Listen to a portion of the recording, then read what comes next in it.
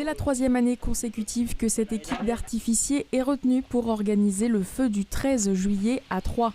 Tôt le matin, ils partent en camion de leur dépôt basé en Normandie, les cartons pleins de matériel pyrotechnique. On a les chandelles où on a des bombes dedans, mais qui sont logées par 8 et qui sont déjà toutes faites. Après, on a des compacts qui, pareil, sont logés avec différents calibres. On a des compacts de 16 coups, on a des compacts de 19 coups, on a des compacts de 25 coups, de 30 coups, de 49 coups, de 100 coups et 150 coups. Voilà, pour résumer un petit peu. Un résumé très technique, mais bien pensé en amont.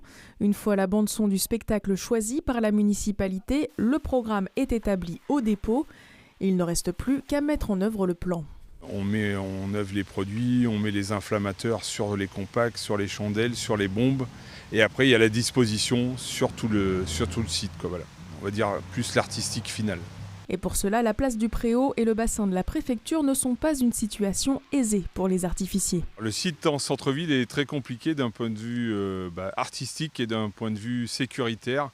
Donc on est limité en effet pyrotechnique. Il y a plein de produits qu'on ne peut pas utiliser à cause de l'environnement, voilà, pour la protection du site. Et aussi au niveau artistique, parce qu'on a 2 espaces de jeu, on va dire un espace de jeu pour les compacts chandelles sur le quai là-bas et ici pour les bombes. Donc en fait on est obligé de jongler entre les deux. L'autre mesure sécuritaire qui est très importante, c'est la DS par rapport au public. On est vraiment draconien sur les distances de sécurité. Alors voilà, je suis en train de mettre les inflammateurs sur les bombes qui sera branché directement avec, on va tirer des câbles qui sera branché directement relié à une table de tir. Et la table de tir est numérotée suivant les lignes de bombes. C'est ça, 42, 43. Là on a 60 lignes par boîte. Et après on peut les adresser de 0 jusqu'à 540 chaque boîtier.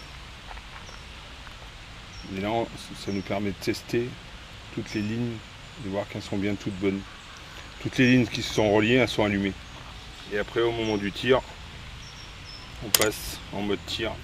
Après les vérifications d'usage en fin de journée, à 23 h, le mode tir est enclenché. Dès le démarrage de la bande-son, une vingtaine de minutes d'émerveillement pour le public présent.